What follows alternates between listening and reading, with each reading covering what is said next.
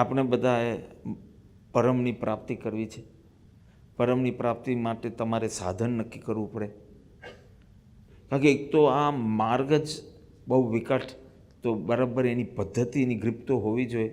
So we all chose ભક્તિ માર્ગ. તો ભક્તિ માર્ગ આપણે નક્કી કર્યો, અને ભક્તિ માર્ગ એટલે પ્રેમની શુદ્ધિ, પ્રેમની પૂર્ણતા. This much is very very clear. તમારું સાધન જે બી હોય, ભજન હોય, પેલું હોય, જે તમને સાધન, જપ ફાવે, પેલું ફાવે, પરંતુ પ્રેમની ઉત્પત્તિ, પ્રેમની શુદ્ધિ, પ્રેમની વૃદ્ધિ, પ્રેમની પૂર્ણતા. The problem is we had come here to love him and only him.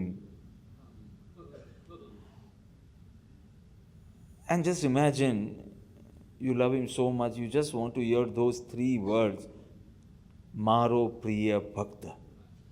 એક વખત જો એમના મુખે મને મારી સામે જોઈને એમ બોલી લે, આ મારો પ્રિય ભક્ત. 2009 પર્યુષણ 10, 11, 12 અધ્યાય, 12મો અધ્યાય.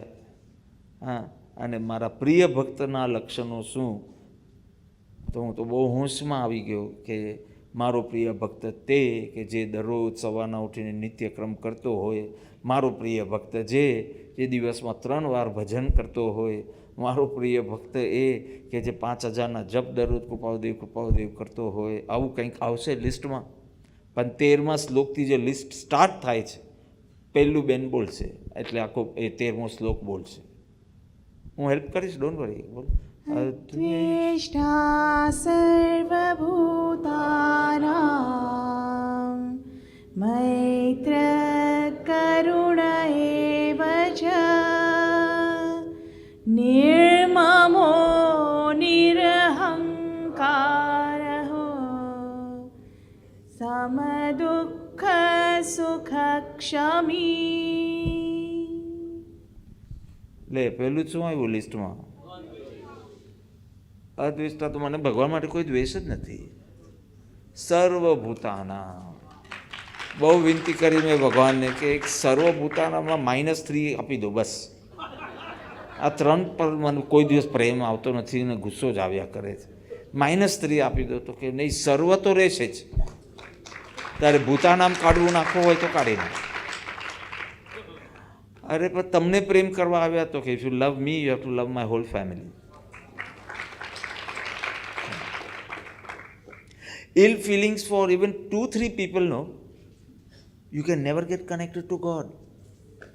You will be complaining only. તમારી પ્રાર્થનામાં કમ્પ્લેન્સ જ હશે. આ 2-3 જણનો જ પ્રોબ્લેમ છે એકચ્યુઅલી, પણ એ 2-3ના પ્રોબ્લેમમાં તમારી આખી પ્રાર્થના બદલાઈ જશે. તમે તો કેમ પ્રભુ મારા ભાગે જ આ રૂમમાં આવ્યો? આ રૂમમાં 8 જણ, એમાં આ જ કાબરો કેમ આવ્યો? See, your prarthanas are changing. Just ill feelings for one person and your relation with God is totally disturbed. Adveshta sarvabhutana. Ill feelings નહીં. પેલો છોકરો લગ્ન કરવા માટે લાસ્ટ મિટિંગ છે છોકરી સાથે, તો કે એ છોકરી કે no I love you, so let's go head with the relation. એટલે એટલું જ કહે છે કે તું મને ચાહે તો તારે મારા આખા ફેમિલીને પ્રેમ કરવાનો રહેશે. એમાં મારો નાનો ભાઈ is physically challenge, disable, differently able, અને એનું પણ બહુ હોંશથી તારે કાર્ય કરવાનું રહેશે. If you love God, you have to love His full family. And full family means sarvabhutanam. Not even -2, -3, -1 પણ નહીં ચાલે. You have to love His whole family. If you don't, you cannot love me. એ મને પ્રેમ કર્યો કહેવાશે જ નહીં. એ તને તારી લાગણીઓ છે એટલું જ કહેવાશે. પ્રેમ નહીં કહેવાય, ભક્તિ નહીં કહેવાય. You understand? અને અદ્વેષતાનો અર્થ નોટ ટુ હેટ એનીવન એટલો જ થતો હોય તો પણ કરી લઈએ, પણ not to hate is the external, say, symptom. It actually means love all. Love all. That is the main tapasya. શું તમારા આયમ બિલમાં તમે મોટો ઝાડ મારી દીધો? મને એ તો કહો. એકાદ વાનગીને એકાદ 4 દ્રવ્ય કરે, એમાં શું મોટું તમે છોડી દીધું? છોડો, તમારા મનમાંથી આ દ્વેષ છોડો, તો મહત્વનું. એક ધર્મયાત્રામાં એક બેન આવ્યા, એટલે હું કીધું કેમ છો બેન, આમ સારી બી ભાઈવાલા હતા. મેં કીધું કેમ છો બેન, લાસ્ટ યર જ તમારા છોકરાના લગ્ન થયા, તો how is everything in the house? હા, છોકરો બહુ બધો. કે શું કરું સાહેબ, એકલા મળશું ત્યારે કહીશ. બધું મરી ગયા, ક્યાં પૂછી લીધું મેં. આઈ વોઝ જસ્ટ એક્સપેક્ટિંગ બધું તમારી કૃપાથી ઠીક છે, બસ આટલું અને નેક્સ્ટ. હવે એ બેન તો બોલ્યા કે હવે એકલામાં, પછી એકલામાં એમને ટાઈમ આપ્યો, બેને શરૂ કર્યું. બેન આવ્યા એટલે આમ મોઢું જ એમનું ઉતરેલું ચઢેલું હતું. મેં તો બેન શું થયું, તમારી બહુ સાથે નથી ફાવતું, એ તમને બહુ ધમકાવે છે, is she scolding you? You know nowadays it is the other way. તો મેં તમને બહુ ધમકાવે છે, બહુ એડવાઇસ કરે છે, બહુ અધિકાર માંગે છે. What is the problem? તમારું મોઢું પેલી બહુ શબ્દ સાંભળતા એટલું ખીલતું નથી, ખુશ નથી. તો is is talking very badly with you, very rudely with you? તો કહો ના બાપા, કોઈ પ્રોબ્લેમ નથી, she is not talking with me only, she is not talking badly, she is not talking. મેં તો જરાક વિસ્તારથી સમજાવો. તો કે એ લગ્ન કરીને આવી ત્યારે અમે એક રૂલ બનાવ્યો કે એકાદ ટંક તો બધાએ આખા ફેમિલીએ સાથે ભોજન કરવું. સો બપોરના તો બધા પુરુષો ઓફિસમાં હોય, રાત્રે કોઈક ચોવિયાર કરતું હોય, કોઈ રાતના 9 વાગે ખાતું હોય. તો only time we can meet is breakfast. એટલે ખાસ 2-4 આઈટમ બનાવીએ, આ કરીએ, થોડી વાતો કરીએ, વી શેર, વી કમ્યુનિકેટ. એટલે એવી રીતે ભેગા થતા. પણ 1-2 મહિના વીત્યા પછી એનો નાસ્તો, એનો જ્યુસ ને એની ચા ને બધું રૂમમાં મંગાવે. તો બાઈને કહે કે યાર મારો નાસ્તો તબિયત સારી નથી, મારો નાસ્તો રૂમમાં આપી દે. પણ તબિયત સારી નથી આવું પાછું ઘણું લાંબુ ચાલ્યું. અને આમ તો નાસ્તો કરીને તરત ફરવા નીકળે પાછી. એ તબિયત તો સારી છે, અહીંયા આની તબિયત સારી નહીં હોય મનની. પછી ધીમે ધીમે મારા છોકરાને બી અટકાવી રાખતો કે આજે મારી સાથે નાસ્તો કરો ને, એટલે એ બી બહાર આવતો બંધ થઈ ગયો. No one is speaking badly with me, but not speaking only makes me bad, sad. એટલે તમે માત્ર દ્વેષ નહીં કરો એટલું પર્યાપ્ત નથી.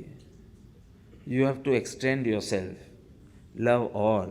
એન્ડ લવ ઓલ મીન્સ ચલો 2-3 વ્યક્તિ હોય તો આપણે એને સુધારી ઠોકી સરખો કરી અને પછી પ્રેમ કરી શકીએ. 2-4નું આવું કરી શકીએ. પણ when you have to love all, ક્યાં ભેજાપોડી કરવા છે? એટલે you have to love them as they are.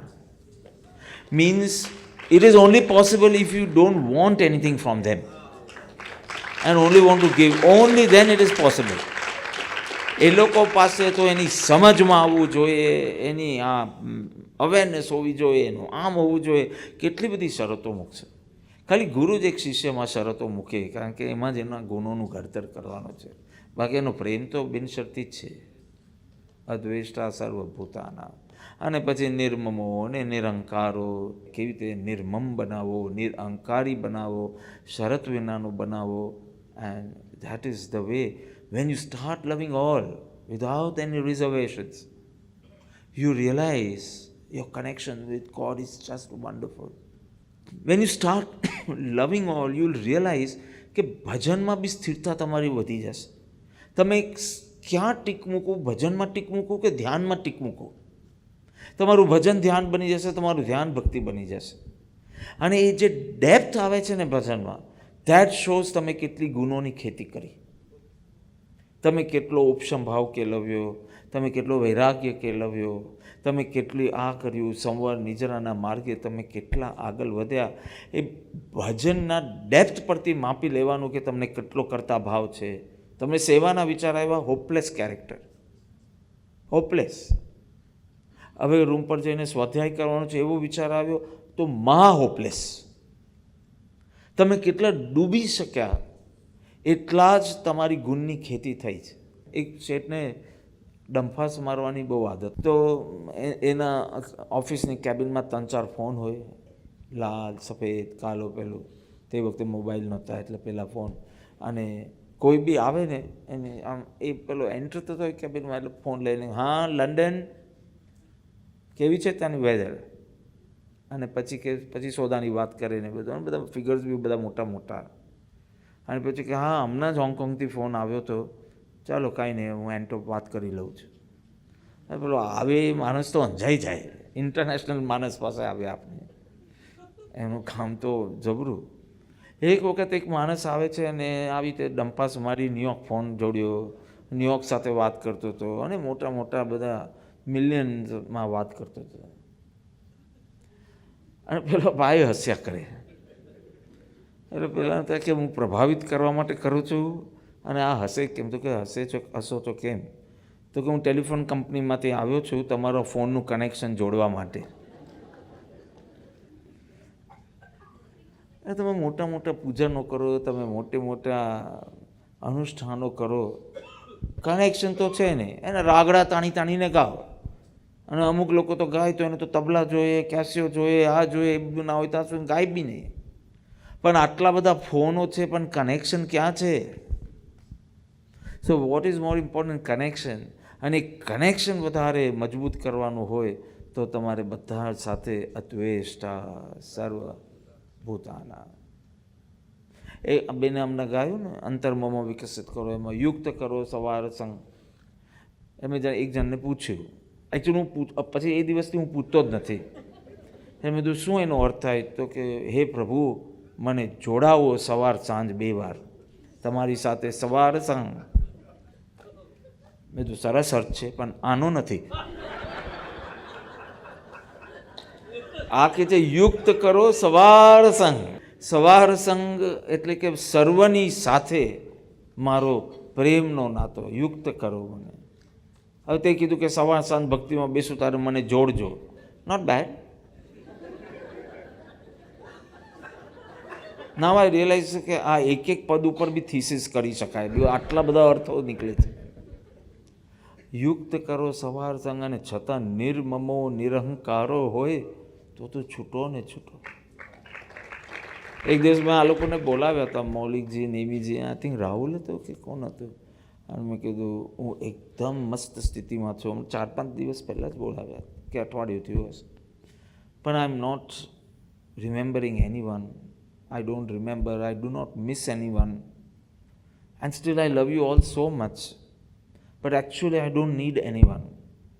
If you can understand this pure love, which is detached and still so connected to you, fine. If you can't, I will try to make you understand.